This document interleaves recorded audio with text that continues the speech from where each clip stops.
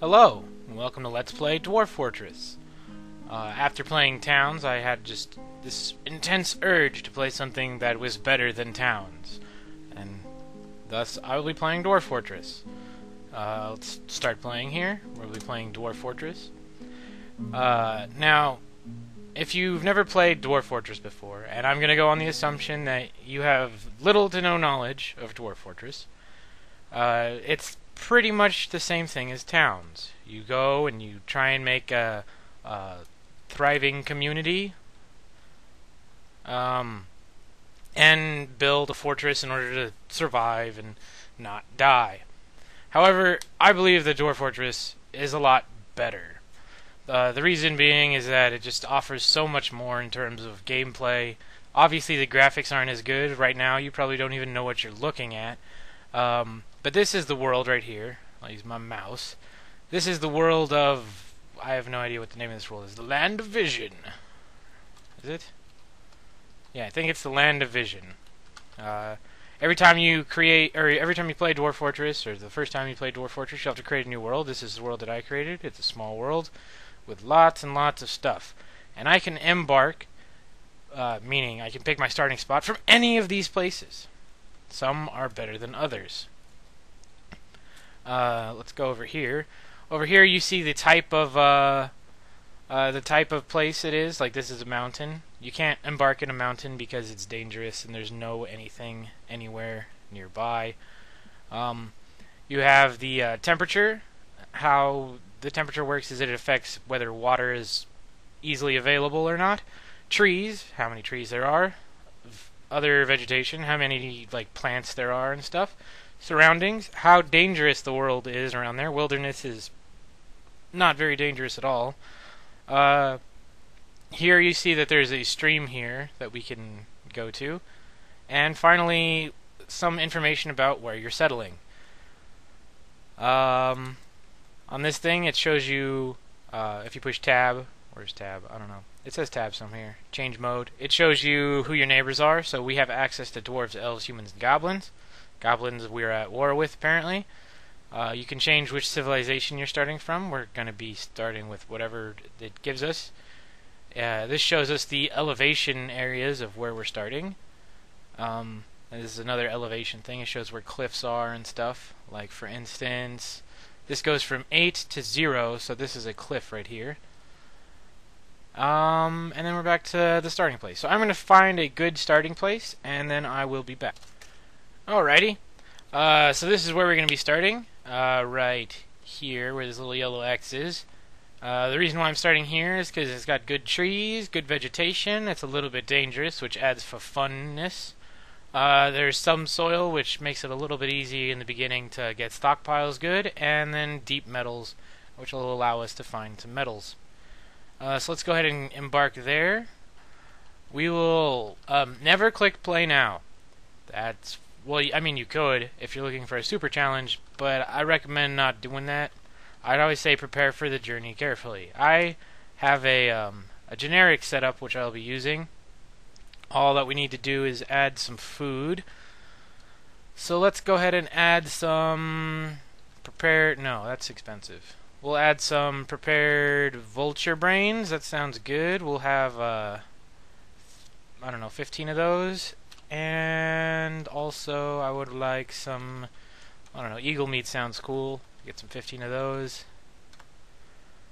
What else am I missing? Oh, I know what I'm missing. I'm missing a axe. We need an axe. We have 9 points left. We'll go ahead and put those points into more seeds. I want a lot of seeds. So I'll go ahead and explain this, what I'm doing here. First, you have certain... you have your 7 dwarves. You start with 7 dwarves. My first 2 dwarves, I always use miners, because mining is a big part of being a dwarf. My next dude is a woodcutter, level 10, or whatever. He's also an axeman, in case I need to fight something off in the very beginning, and he's a dodger, to make him a little bit more buff. After that, we have a carpenter, we have a mason, we have a stone crafter. I recommend getting a stone crafter first because this will make your first trading caravan extremely profitable and awesome. And finally we have a grower, and then I put 1 point in herbalist and a couple points in some other stuff just for fun. Herbalist, they'll go and pick plants. Grower is obviously to grow, what's it called? Crops, which is important. It's important to have a grower, I think. Oh, what else? The stone crafter, I already said. Mason helps you build doors, chairs, and tables really fast, and improves the dwarf's happiness because of how awesome his masonry is. Carpenter is the same thing. He'll build beds. He will build beds, barrels, and bins. Usually that's what I use them for. The woodcutter help get you some wood really easily, and that's about it. For items, I always take out one copper battle axe because I only ever have one woodcutter, so we don't really need a lot of. We don't need 2 battle axes. You need 1 pick per miner. I usually keep the iron anvil. You can get rid of it, and usually the first caravan will come and they'll have an iron anvil that you can buy from them. But I just keep the first one, just in case. We got some ale and beer and stuff. That's really good. Some food and pretty much some generic other stuff that we're not going to use for a while. I think that's good. So now the most important part of creating your of preparing carefully is naming your fortress. Nope. So this is the translated dwarf name of your fortress. So we got worship paged. No. Flicker hatchets. Voice copper. Oh, let me get a good one here, or at least one that I want. Soldierplanks. That sounds good. Will be the fortress of Soldierplanks, founded by the Manor of Weavers. No. Modest labor. The Dagger of Alchemies. Yes, the Pillar of Squashing. I like that one. Okay, and now we will begin. Which will take us to, after it loads a little bit, to the main map, where you will be spending the rest of the game on the main map. Now, obviously, the game doesn't look pretty. You can kind of tell. The game does not look as pretty as Towns, but that's really fine with me because I don't care for graphics if it's fun gameplay. And after playing, 2 or 3 fortresses, you'll kind of know what everything is. Like, I know that this is a tree.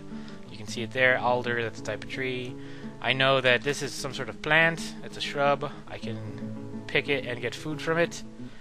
I know that these are my dwarves. This is my opening cart thingy. This is a yak. And these are all these dogs that I started with. I don't know why I started with so many dogs. Probably to eat them, for they are delicious. Alrighty. Over here we have a river going through our beautiful town. Stupid playing Towns so much I tried to scroll down to the next level, but that's not how it works. You have to push a certain button to do that. So we got this little river thing. There'll be mist here if I ever build something over that to get my dwarves killed. I'm sure they'll be happy about it, because dwarves like mist. Now, there's no tutorial for this game. The tutorial for Towns was just like an insult that there's even a tutorial. It should have just said, go online and look. Which is basically what Dwarf Fortress does. It says, hey, go look on the wiki and you'll learn how to play. So the first thing we're going to do is we're going to mine out a spot to keep some stuff. We're going to do it over here.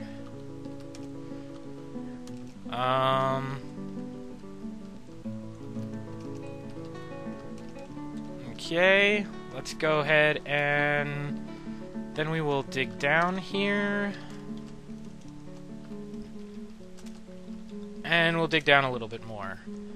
Let's take a look at anything else that's here. Right now we have a giant sponge who is in this river over here. Oops. So there's a giant sponge in the river there.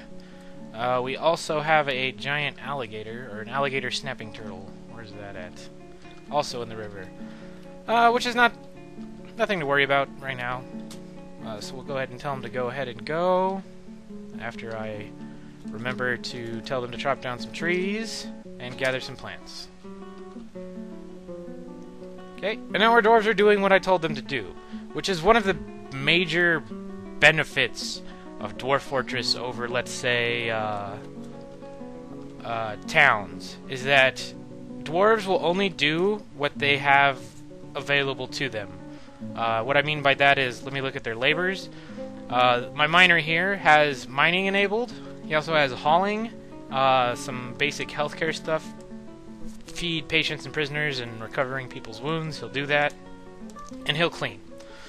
Those are the only things he'll do. He won't do anything else. He won't go and try and farm, because he knows that he sucks at farming, which I find to be awesome. I'm glad I can change that. In towns, it's really annoying that I cannot specialize.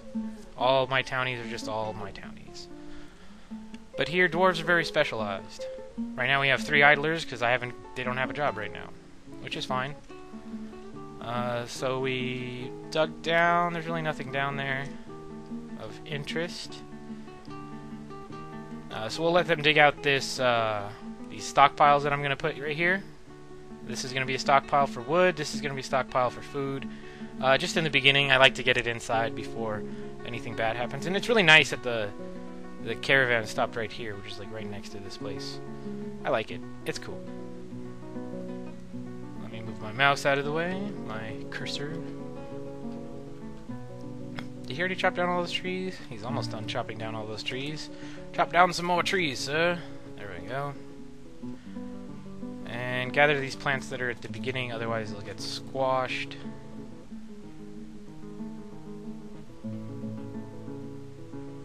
Okay, so we can put a stockpile for wood now. There we go. And now my other people that weren't doing anything are now, they all have hauling on right now, which you can turn off, which is a really nice thing, that you can be able to turn them off and say, hey, don't go and do anything else other than what I'm telling you to do. But they all start with hauling on in the beginning, which is nice. So now they're going to go get those woods that the carpenter chopped down, and they're going to put them there. We're also going to go ahead and put food there, so they'll move the food in. I'm going to have my guys dig out another little area here for stockpiling, which will be good. They should do that shortly. And if they don't, then I'll turn off their hauling.